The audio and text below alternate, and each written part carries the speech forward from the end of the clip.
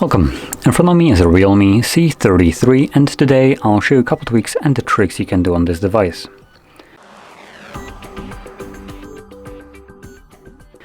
And jumping straight into it, I'm gonna start off by opening up settings and navigating into the display section, where we will find, I believe, two things that I have prepared. So number one would be the dark theme. You can enable it just like a permanent enable or disable, which will obviously enable the dark mode, but you can also tap on the text and this will show you also options for schedule.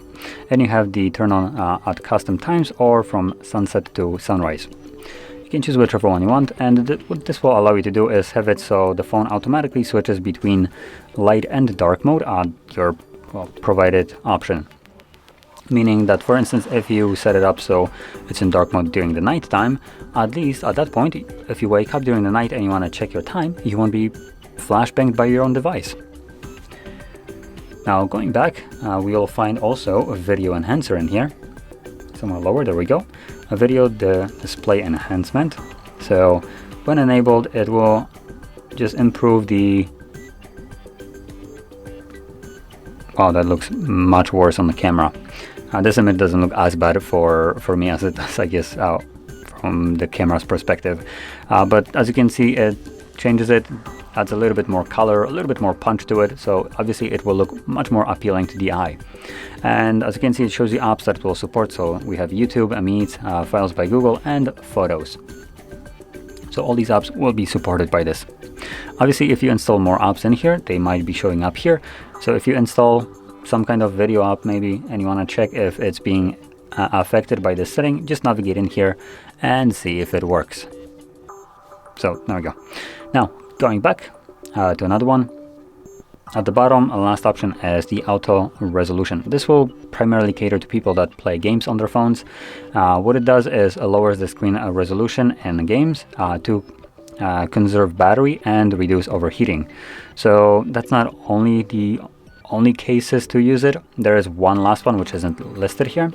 So if your phone like this one isn't the most powerful device and you struggle to run your game at a reasonable refresh rate, so if it's just kind of choppy, laggy, doesn't really play well because the phone isn't capable of doing so, you could lower the resolution using this toggle, and with a lower resolution you could possibly have better performance. So you could check it out if you have encountered some games that just don't run on this device all that well. Now moving on to the next option, it's going to be the gesture navigation, which can be found in System,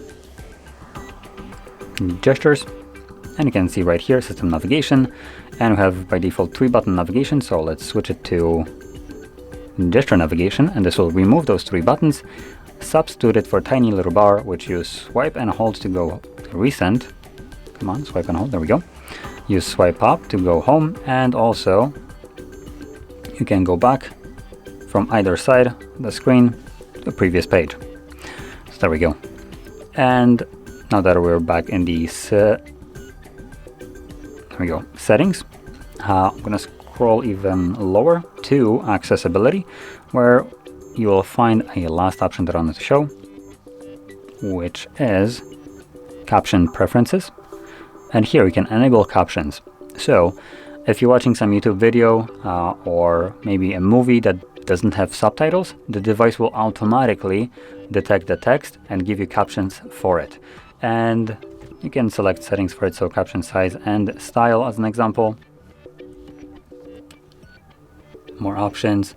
Language, we have default, which will opt into the language that it's, I guess, the device is set to, but I can change it to some other languages.